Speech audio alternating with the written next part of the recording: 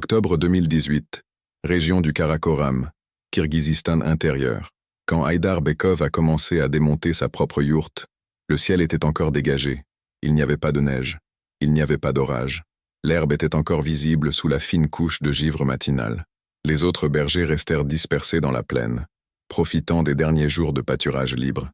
Personne ne lève le camp avant les premières grosses chutes de neige. Mais Haïdar a été démantelé.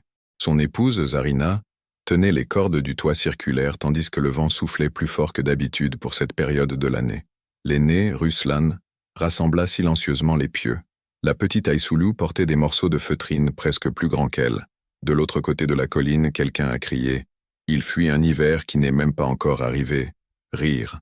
Un autre a ajouté « Il reviendra demander de l'espace quand il se rendra compte qu'il est allé trop loin. » Haïdar n'a pas répondu. Il regardait vers le sud, jusqu'à l'étroite vallée, où le soleil touchait le sol pour la première fois à l'aube, là où le vent du nord passerait au-dessus de sa tête s'il avait fait les calculs correctement. Car, s'il s'était trompé, il n'aurait pas seulement perdu son confort, il perdrait le troupeau. Et dans la steppe, perdre le troupeau, c'est perdre l'avenir. 3 semaines plus tard, lorsque le vent s'est enfin levé, plus personne ne riait. Haïdar n'était pas le plus âgé du clan, même pas le plus influent. Il était connu pour parler peu et observer beaucoup. Certains ont appelé cela de la prudence, d'autres d'une méfiance chronique. Il avait grandi en écoutant les histoires de son père sur le Kishtaghi Qatar, l'hiver dévastateur qui suit un été sec. Premièrement, les animaux perdent du poids, puis la neige recouvre ce qui reste. Et puis le froid scelle tout comme la pierre. Le père répétait sans cesse « Ce n'est pas le froid qui tue en premier, c'est l'erreur ». Cette année-là, l'été avait été irrégulier, moins de pluie, pâturage plus fragile.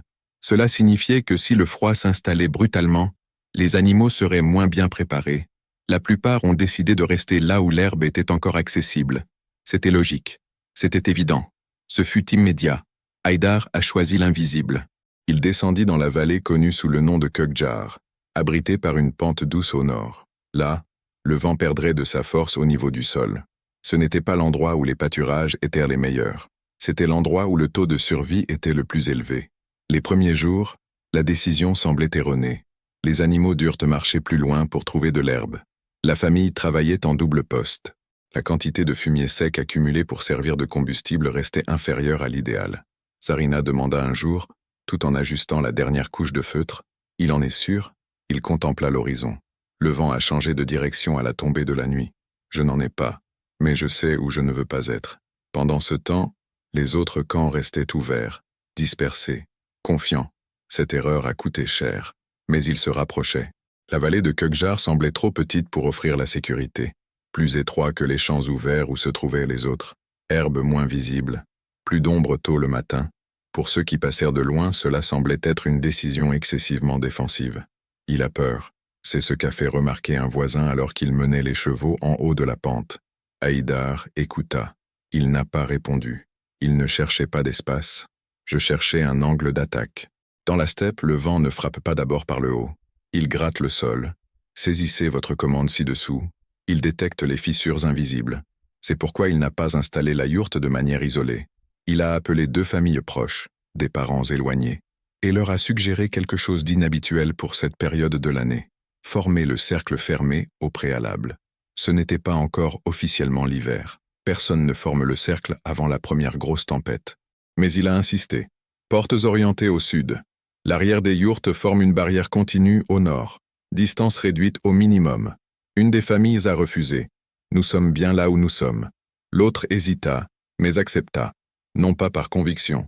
Au cas où, dans les jours qui suivirent, Haïdar renforça le périmètre avec des pierres basses. Des tas de fumier séché entourèrent les tentes.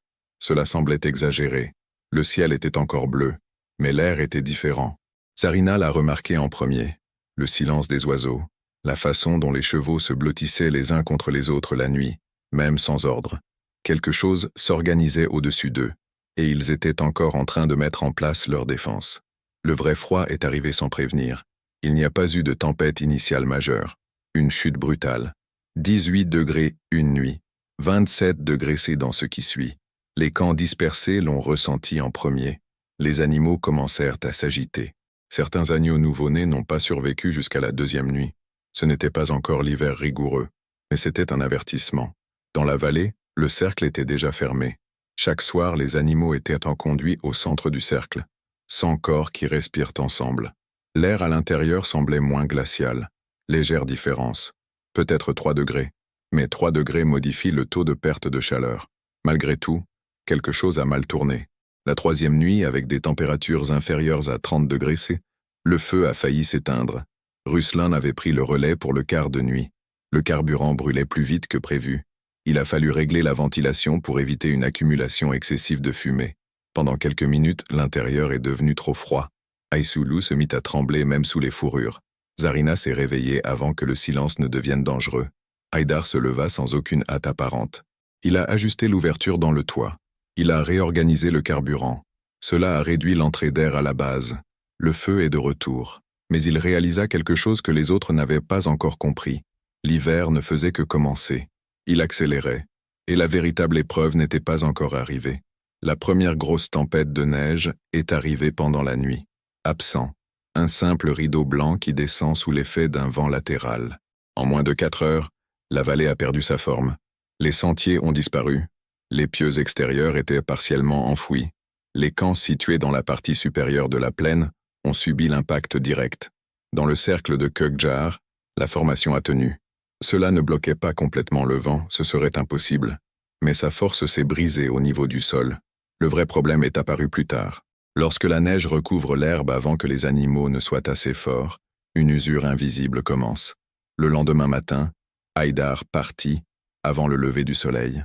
La neige était plus épaisse qu'il ne l'avait prévu. Aucun avis pour le moment, mais plus lourd. Il fallait que les chevaux percent la couche arable pour que les moutons et les chèvres puissent atteindre l'herbe en dessous. Il organisa le troupeau pour piétiner des zones stratégiques. Petite victoire. Ils ont ouvert des clairières. Mais cet après-midi-là, la température a de nouveau chuté. 34 degrés. La couche supérieure a gelé. Cela s'est transformé en croûte. Désormais, les animaux ne pouvaient plus percer aussi facilement. La nourriture était là, mais inaccessible. C'est là que le risque a véritablement commencé. De l'autre côté de la colline, 2 bergers ont commencé à déplacer leurs troupeaux vers des zones plus basses. Trop tard. L'un d'eux a perdu 6 moutons la première nuit après le gel de la croûte. Dans la vallée, Haïdar changea de plan. Au lieu de disperser le troupeau pendant la journée, il a commencé à alterner les zones de piétinement concentrées. Moins d'espace, plus de profondeur. Ça a fonctionné. Pendant 3 jours. Dans la pièce, le vent a tourné. Cela ne venait pas du nord. Il venait de l'ouest. Il pénétra dans la vallée de côté. Le cercle n'était pas préparé pour cet angle. L'extérieur d'une des yourtes se mit à vibrer sous les rafales de vent continu. La famille qui avait accepté de former le cercle commença à avoir des doutes. Peut-être devrions-nous tout déplacer vers des terrains plus dégagés. Traverser une épaisse couche de neige signifiait épuiser les animaux. Rester signifiait faire confiance à la vallée pour résister à un vent auquel elle n'avait pas été choisie. Haïdar marcha jusqu'au bord du périmètre. Il sentit le liquide lui couler sur le visage. Il observa la pente de la colline. Le vent tourbillonnait vers le bas et non en ligne droite. Il a fait quelque chose qui n'était pas prévu au plan initial. Il a ordonné le démantèlement partiel de la yourte latérale. Il le rapprocha encore plus du cercle, réduisant ainsi l'ouverture par laquelle le vent entrait. Il semblait contre-intuitif de descendre de vélo par grand vent, mais laisser les choses en l'état créerait une division. Ils ont travaillé pendant 2 heures sous des rafales de vent qui leur gelaient les mains.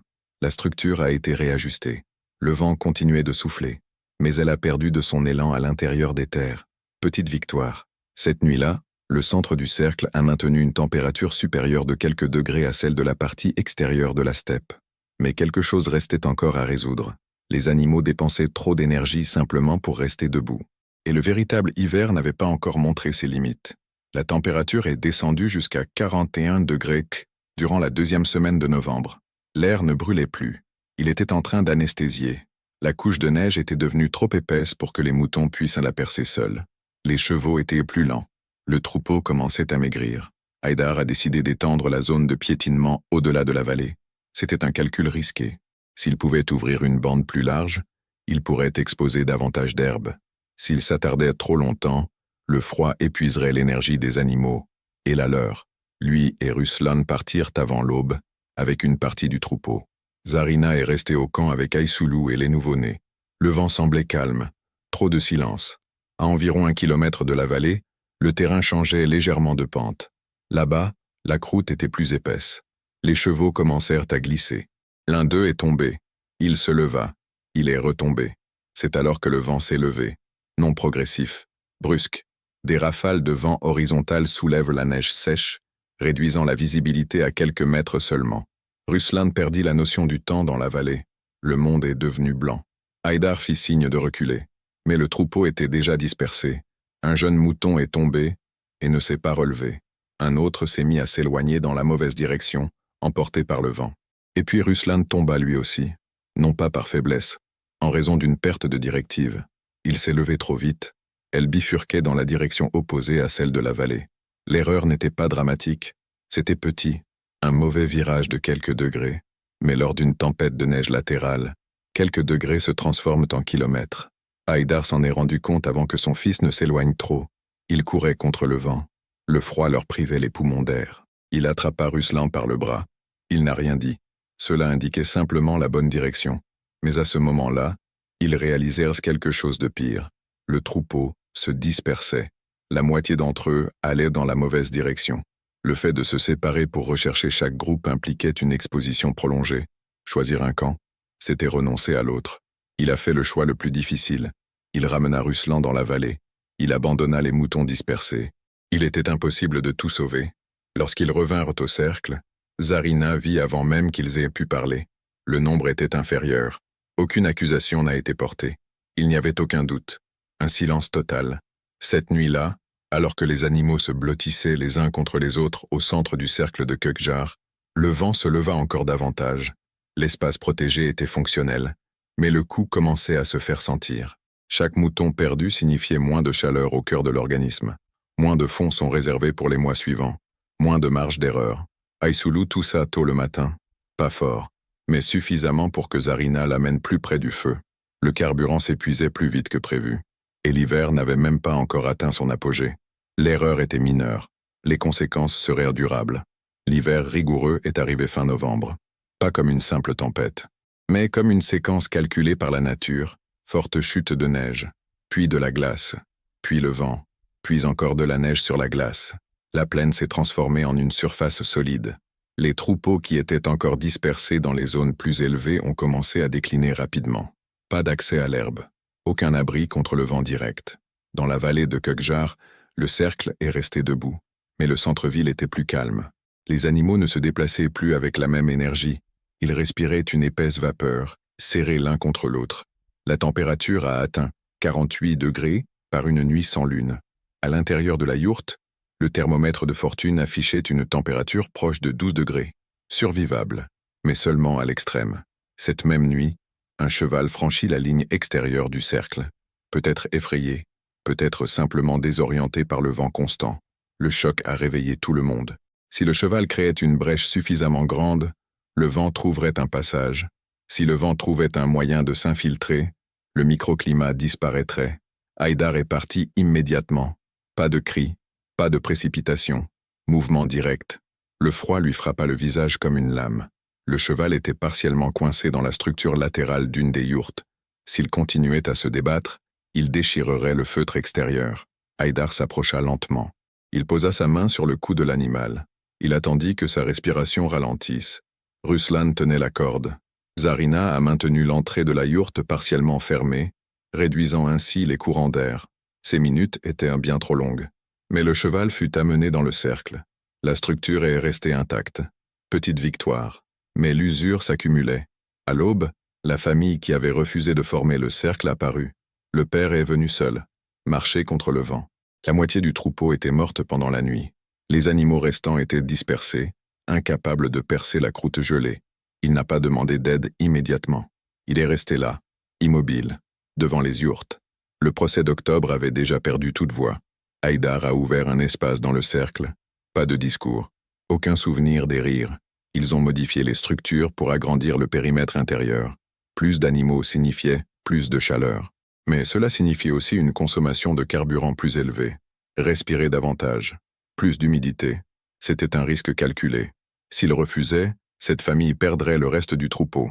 S'ils acceptaient, tout le monde fonctionnerait à la limite du système. Ils ont accepté. Cette nuit-là, le centre du cercle semblait vivant. Corps comprimé. De la vapeur s'élève comme une brume intérieure. Le thermomètre a monté de 3 degrés. Assez. Mais le carburant commençait à manquer. Si le froid persistait à ce rythme, les réserves de fumier sec ne seraient pas suffisantes avant février. Et il continuait. Le lendemain matin, Aïssoulou avait une légère fièvre. Rien de dramatique, mais suffisamment pour que Zarina reste éveillée plus longtemps que d'habitude. Le système fonctionnait, mais elle avait atteint ses limites structurelles. La moindre erreur à présent serait lourde de conséquences. Ce serait définitif. Le froid n'a pas faibli en décembre. La situation s'est stabilisée. Ce qui était pire. 50 degrés est devenu la norme chaque nuit. La plaine ne semblait plus ouverte. Cela ressemblait à du minéral. Seul le cercle conservait une forme humaine dans ce blanc durci. L'homme qui avait traité Haïdar de paranoïaque se levait maintenant avant l'aube pour réorganiser les animaux du centre, non pas par gratitude explicite, par nécessité. Le système ne fonctionnait que si chacun respectait scrupuleusement le format. Les couches de feutre étaient vérifiées quotidiennement. Carburant redistribué avec précision. Les écarts ont été ajustés en fonction des changements de vent. Haïdar n'a pas évoqué le passé. Il n'a pas prononcé de discours. Il le montrait, avec des gestes, avec positionnement, en silence. Par une des nuits les plus froides, le voisin remarqua que sa propre yourte perdait de la chaleur plus rapidement que d'habitude. Un petit défaut dans la couche extérieure, invisible de loin, mais suffisamment pour créer un courant interne. Il pourrait essayer de le résoudre lui-même. Il se dirigea plutôt vers l'entrée d'Haïdar. Il resta immobile pendant quelques secondes. Puis il a simplement dit « Puis-je jeter un coup d'œil ?» Pas d'excuse. Aucune explication n'est nécessaire. Haïdar se leva. Elle a habillé le deal. Elle est sortie avec lui. Couche extérieure réajustée. Il a tendu les cordes selon un angle différent. Il a repositionné l'un des blocs de combustible empilés comme barrière latérale. Il n'a pas expliqué pourquoi. Le voisin a observé. Il a appris trop tard, mais il a appris. La même semaine, un autre camping situé dans la partie supérieure de la zone a été abandonné. Les pertes étaient trop importantes. Certains animaux sont restés gelés là où ils sont tombés. D'autres ont été vendus avant d'avoir perdu tout leur poids. Dans la vallée, des pertes ont été constatées. Mais elles étaient plus petites. Le système n'était pas parfait. Il était tout simplement plus résistant. En janvier, par une matinée particulièrement claire, le ciel s'est complètement dégagé. Pas de nuages pour retenir la chaleur. Le froid a frappé plus fort que prévu. L'incendie s'est éteint au mauvais moment. Ruslan était trop épuisé pour se réveiller seul. Aïssoulou dormait profondément. Zarina remarqua d'abord que l'air était trop froid. Il appela Haïdar à voix basse. Il se leva immédiatement. Il a réorganisé le carburant restant. Ventilation réduite. J'ai amené 2 agneaux nouveau-nés dans la zone la plus intérieure. La température s'est stabilisée lentement. Le système avait survécu, même à ses propres limites. Le lendemain matin, le voisin apporta un petit sac de combustible séché. Ce n'était pas suffisant, mais c'était tout ce qui restait de ses réserves. Il l'a placé à côté de l'entrée. Il n'a rien dit. Haïdar non plus. Le cercle est resté intact jusqu'en février. Aucune célébration n'a marqué la journée la plus froide. Aucune célébration n'a marqué la fin de la tempête. La plaine commença tout simplement à s'adoucir. La glace a perdu sa rigidité. La neige s'est intensifiée. Le vent a perdu sa précision. En mars, des touffes d'herbe ont commencé à apparaître dans la vallée. Il n'y avait pas de chaleur immédiate. La lumière s'est allongée. Le soleil s'attarda quelques minutes de plus sur le versant sud. Lorsqu'ils ont démantelé le cercle, il n'y a pas eu de cérémonie. Chaque yourte a été rétablie en tant qu'unité indépendante. Les pierres furent à nouveau dispersées. Le carburant restant a été réorganisé. Les animaux s'en allèrent comme si le cercle n'avait jamais été nécessaire. La vallée était vide en quelques heures, sans fondation, aucune marque permanente, uniquement les zones où la neige avait fondu en premier. Les résultats finaux ont été comptabilisés sans mise en scène. Ils ont perdu une partie du troupeau, mais ils ont conservé le noyau. Ceux qui sont restés sur les hauteurs n'ont pas connu le même sort. Certains ont vendu des animaux pour rembourser leurs dettes, d'autres ont drastiquement réduit leur troupeau. La famille qui avait silencieusement demandé de l'aide commença à installer son campement plus près de la vallée au cours des saisons suivantes. Non par obligation. De mémoire, Ruslan se mit à observer le vent comme son père l'avait fait. Non pas par superstition. En tant que norme. Aïssoulou ne toussait plus. Zarina a ajusté les couches de feutre avec un soin tout particulier. Haïdar n'a pas bénéficié d'une reconnaissance publique. Pas de réunion formelle, pas un mot de leadership. Mais lorsque le mois d'octobre revint l'année suivante, 3 familles descendirent à Kökjar avant les premières neiges. Aucune annonce. Pas de débat. La décision ne semblait plus motivée par la peur. Cela semblait prudent. L'hiver extrême va continuer de revenir. La plaine ne change pas de caractère. Mais aujourd'hui, davantage de gens savent d'abord où le vent ne souffle pas. Ils ne survivent pas à des températures aussi basses que 50 degrés C, car ils défient le froid. Ils survivent parce qu'ils comprennent le froid. La plaine n'offre aucun abri. Elle donne des signes.